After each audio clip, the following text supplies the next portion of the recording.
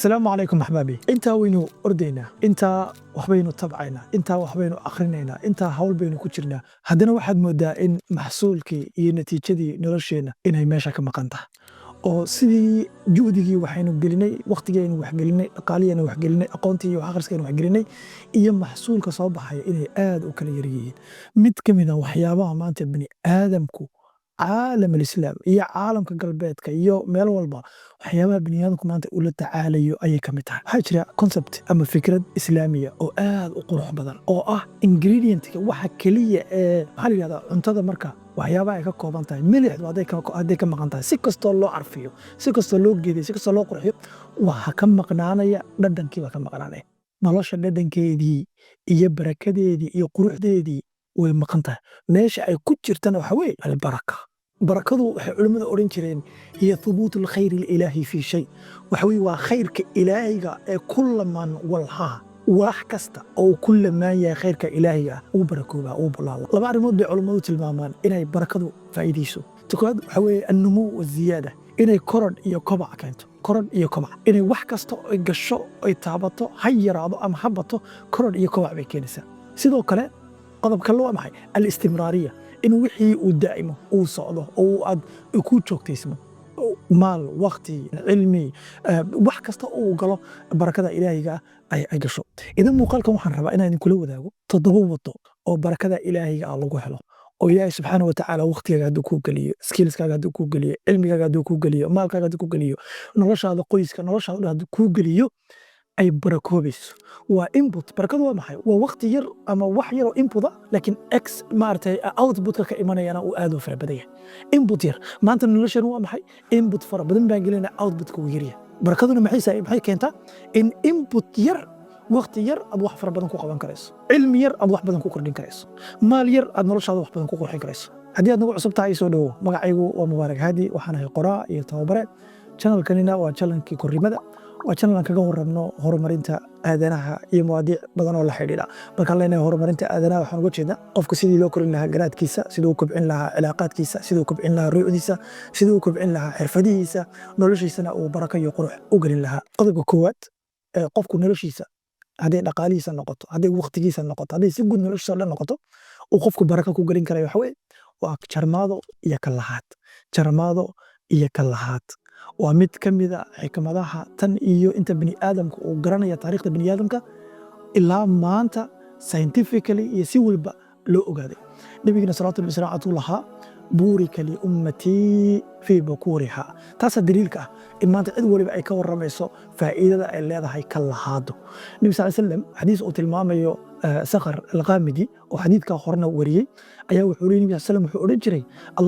allahuma baarik fii ummatii fii bukuuriha oo kama qaala calayhi salaam. ilaahayo ummadayda waqtiga aroorteeda iyo kallahaadeeda ilaahayo baraka u geli. wuxuu tilmaamayaa sakhar alqaamidi nabi sal slam ma jirto hawl weyn uu qabto salawaatu rabbi wasalaamu caleyh aroorta hore u qaban jiray. hadduu ciidan dirayo, hadduu sahan dirayo, haddii uu ma aragtay wafdi dirayo, dhammaan arrimihiisa subxaanallah. yani waxaa jirta muuqaal aan kaga warramay, webinaar aan kaga warramay nolol maalmeedka nabi sal slam. haddaad eegto 12 aroornimo waxa ka horeeya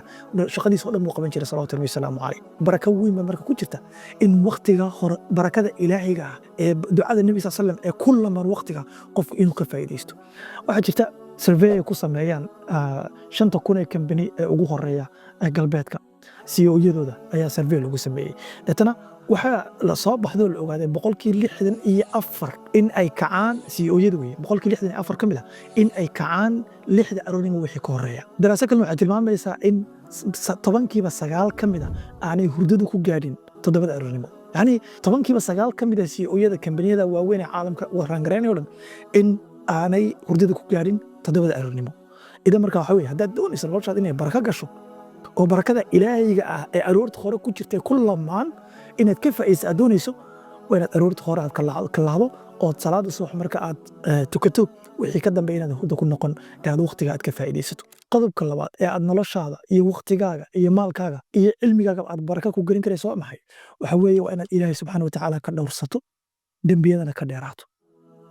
ilaahay subxaanahu wa tacaala waad garanaysaan wuxuu leeyahay ilaahay subxaanahu wa tacaala qur-aan ku leeyahay walow ana ahla alquraa aamanuu wattaqow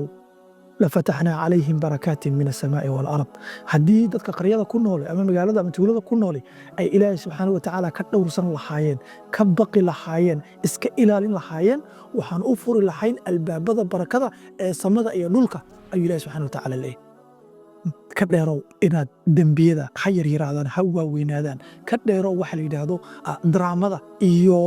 xanta iyo isqabqabsiga haddii daraamo faamili noqoto haddii daraamo facebook ka socoto noqoto haddii daraamada siyaasadda noqoto waqtiga waxyaabaha dilay ka mid tahay ma jirto sida maxaan oran karayaa sida aashitada bateriga ay u gogoyso waxa ay la kulanto si ka daran bay dembiyada iyo xumuhuna ay u burburiyaan maxay caqligaaga dembiyadu waxay burburiyaan garaadkaaga iyo intellectigaaga waxay burburiyaan xirfadahaaga waxay burburiyaan waqtigaaga waxay burburiyaan maalkaaga yacni noloshaada oo dhan barakada ayay ka siibaan marka inaa ilaahi subxana watacaala aad ka dhowrsato dembiyadana aad iska ilaaliso ood ka dhowrsanaato aad bay markaa muhiim u tahay haddaad doonaysa noloshaada inay baraka gasho waqtigaaga inuu baraka galo cilmigaaga inuu baraka galo ka dheerow dembiyada ilaahi subxaana watacaala meel walba aad joogtana ilaahi subxana watacaala ka baqa اتق الله حيثما كنت مالك سو جوجتو إلى سبحانه وتعالى كدو سوسيدينay kamarad kugu xidhan tahay bani aadamka waynu ka baqnaa markay kamarad meel ku xidhan tahay way is ururinay in Ilaahay subhanahu wa ta'ala ay ku abuurtay meel wala joogto markaad joogto in Ilaahay subhanahu wa ta'ala ku daawanayo dareenka iyo awareness-ka wuxuu keenaa in noloshaada ay barako ku gasho waqtiga barako ku galo qodobka saddexaad waxa weeye in aad cilaaqo la yeelato shayga ugu barakada badan ee inala yaala shayga ugu barakada badan ee ina dhex yaala waa وكتابك ربي سبحانه وتعالى كتابك وكتاب أنزلناه مباركا يدبروا آياتي كتابك كلية معها بركة كلية معها برسنا بل هو أراحدي يحضلك بركة لها إلهي سبحانه وتعالى وتبارك تبارك الذي بيده الملك تبارك الذي أنزل الفرقان إلهي سبحانه وتعالى إساقع إلهي وصورسكي بركة عين قرادين نولوشينا كمخن وصورسكي إشي بركة سي أي كإيمانيسي وياه marka waxa kaliya in ag yaala ee ugu barakada badan waa kitaabka Ilaahay subhanahu wa ta'ala waliba suuratul baqara iyo suuradaha la xiriira inaad inta ood akhriso 30 daqiiqo wardi yoomiya inaad ka yeelato ood quraanka aad la noolaato qodobka afraad waxa weeye inaad maalintaada aad si aad cid noloshooda aad qayb uga noqoto farxadeeda waxsiinteeda caawinteeda aad qayb uga noqoto by the way tan ku dheeraanshaheeda iyo isku dhex waayideedu waxay keentaa cagsiga keentaa u fiirso dad fara badan ba maanta waxay u nool yihiin in ay dadka isku dhex waayaan oo ay noqdaan yacni dahiya yacni ay noqdaan kandal dadka kale u daaran oo noloshiisa iyo qoyskiisa iyo hawlihiisa iyo adduunyadiisa iyo aakhiradiisaba u bayleeya dad kale si uu wax u xataro waxa weeye taasi waa halaag taas adaa isdilaya ee tan ka hadlayna waa maxay in maalintaada adigay ku qorshaysan tahay oo waxaad qabanaysa yaqaana haddana markaad jidkaa maraysa qof caawi cid la caawiyana waxaa ugu muhiimsan dadka ehelkaaga carruurtaada waqti la qaado saygaaga waqti la qaado xaaskaaga waqti la qaado barako weyn baa ku jirta ehelkaaga wac qof faamilkaaga iska ku dhufo telefoonka iska waran dheh qof aad ma aragtay wax yar aad islaada u baahan yahay kaga farxi caawi waxaan kula qabtaan rabaa maanta kula fududeeyo bal farxaddaasi waxay keenaysaa tamar iyo energy iyo firfircooni iyo xamaasad muddo yar oo kooban aad ku qaban karayso wax fara badan aad ku qaban karayso ayaad ka helaysaa qodobka shanaad waxa weeye وحمد نقه iyo Ilaahay subhanahu wa ta'ala inaad ka mahad noqdo nimcooyinka tirabeelka uu ku siiyay by the way demand productivity marka laga waramayo gratitude waxa la yiraahdo khasab waa inuu ku jiro waa laga waramaya inaguna de mar walba Ilaahay subhanahu wa ta'ala intaas ayadoo baan nagu tilmaamo adkaarteeni bay ku jirtaa nolosheeni bay ku jirtaa salaadeeni bay ku jirtaa dhan walba ku jirtaa bal waa qaacida min qawaacid al-kawn Ilaahay subhanahu wa ta'ala qaacidooyin kownka u sameeyay ayaa waxay tahay la in shakartum لا أزيدنكم وبلن إلهي وقاضي من كم تصدح ذا بلمود إلهي سبحانه وتعالى وقاضي أي كم يتها لئن شكرتم لأزيدنكم إلهي سبحانه وتعالى كوم هذا نقض أما بوك قر وبوك إذا فريسته ما ترى جراتي جونال واحد يا سماه أما تصبح قاضو أما مال علا كلي جا فريسه لكن مر والب إلهي سبحانه وتعالى نمعوينك وكسية يونا كذا وكسية إلهي سبحانه وتعالى أقوم هذا نقض إذا أنا بركات كويسة barakaad ku yeeshaa markaad noloshaada una fiirso actually not only productivity maxaa inta badan productivity-ga inoo diida inaan wax qabano inaan waqtigan ka faa'iidaysano waa maxay waxa weeye waa walwal waa procrastination waxa weeye waa naftaadoo aad qawadayso self doubt waa negative thoughts fara badan oo inagu hareeraysan laakiin subxaan allah yacni qofku marka uu xaaladda uu ku jiro mahadnaqa iyo gratitude uu ku jiro subxaanallah yani maskaxdiisu wixii kale negative-ka waa ka mareeyay yani haddii si loo yidhahdo waxa weye noloshaada waxaan kaa hortaagan caqabaadka nolosha kaa hortaagan kuu diidan horumarka iyo productivity kuu diidan waa maxay waa dareemada negative-ka waa niyadjabka waa depressionka waa stresska waa walwalka waa procrastinationka waa perfectionismka waa self doubtka waxaas oo dhan weeye oo leedahay haddii aad saas samayso bilow sidan haddii aad sidan tiraado bilow sidan armay sida noqon weyda waxaa maadaama awood u leh kan wey keer wey waxa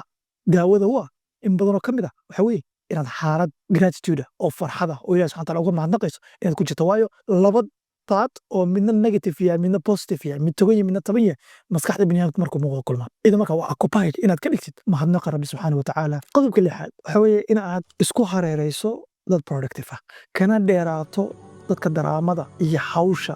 iyo aanan ahdaafna lahayn ahdaaftooda qaar badan baa ahdaaf leh laakiin aan ka faa'iidaysanin waqtigooda dadka inaad ka dheeraato iskuna hareerayso cid productive ah cidka productive-ka qaacidadii uun isticmaala mar walba noloshaada aad eegaysa qaacidada isticmaal shanta qof ee kugu hareeraysan average-kooda un baataa shanta qof ee kugu hareeraysa hadday yihiin dad aan waqtigooda aad uga faa'iidaysanayn oo aan wax waaweyn ka fakerayn oo aan productivity-ga muhiim la ahayn dee adiguna iyagan average-kooda baad noqonaysaa idan marka dad maaragtayey intan baan ka warramay hadday qur'aan akhris noqoto hadday taqwada rabbi noqoto hadday maaragtayey kalaxaadda aroorta hore noqoto hadday noloshoodii dintooda inay ku mashquulsiin ku foogan yihiin ay noqoto hadday noqoto qof family man dadka family manka barako badan baa la socota idan marka dhan walba markaad eegto dad maaragtayey barakada aad ka dhadhaminayso waxtar iyo wax soo saar aad ka dhadhaminayso isku hareere kuwa kalena ka dheero qodobka toddobaad ee kusoo gabagabeynaya waxa weye in aad raadiso raacdayso ku raad joogto wax wal oo la xiriira productivity hadday noqoto xirfadaheeda hadday noqoto tabaheeda iyo methodskeeda iyo meel kastoo productivity lagaga warramayo muuqaal ha noqoto buug ha noqoto tababar ha noqoto inaad qayb ka noqoto inaad la noolaato waayo bini aadamku mar walba mashaakil cusub baa soo kordhaysa xaalado cusub oo inaga mashquulinaya wixii aanu qaban lahayn ayaa soo kordhaya idin xalal baa la raadinaya istaraatiijiyada cusub baa la raadinaya techniques cusub baa la raadinaya methods cusub baa la raadinaya xirfado cusub baa la raadinaya inaad la noolaato khayrka ilaahiga ah dadaalkaana waa ku jira baraka ilaah subxana wataala waa ku gelinaya dadaalkaaga iyo wanaagaagaas aad samaynayso aad ku raad joogto noloshaada waxaad ka hormarin lahayd markaasood ku foogan tahay ilaah subxana watacaala waqti barakana waa ku gelinaya sideedana dee xawla waxaad baranayso waxaad soo kordhisanayso waxaad noloshaada aad ku qurxisanayso weeyaan inaasan kusoo koobaynaa muuqaalkeena maanta khayraad fara badan baan rajeynaya waxaan rajeynaya dhammaanteen ilaah subxana wataala inooga baryaya nolol baraka leh oo dhan walboo laga eego maanta tilmaamayda waxa weye nolosha maanta istaragalka ugu weyna maanta in haysto waa maxay wax wal haddaad u fiirstaan in badanoo ka mid nolosheena waxaynu u noolnahay sidii boqol sano ka hore u noolaayeen wax badan baan haysanaa qofku dhaqaaluhu haystaa gaari baa in badan ka mid a haysanaa dhici karaysa shaqooyin baan haysanaa waxbaa ina soo gelaya wax aan yacni 5 sano ka hor aan ina soo gelin baa maanta ina soo gelaya noloshan dhan walba markaad kuryahina way sii weynaanayaan gawaadhidiina way sii weynaanayaan shaqooyinkiina waa sii dhaqaaliina waa sii kordhaya cilmigiina waa sii kordhaya skillkiina waa sii kordhaya haddana outputkii waa maqanya waan mashquulsannahay waan ordaynaa haddana nolosheena dhadhankii iyo korriimadii iyo wixii way ka maqan tahay waa baraka la'aanta weeyaan toddobadaa qodob haddii aad dhaqan geliso waxaan isleeyahay baraka weyn wayba tahay waa isleeyahay kelimaaye baraka weyn baa noloshaada ayaad ka arki doontaa hadduu ilaah yidhahdo khayraad fara badan rajeynaya ilaah subxana wataala nolosha baraka inoo geliyo inta maanku gaajaysan yahay guriga weli waxaa la akhriyo asalaamu calaykum waraxmatullaahi wabarakaatu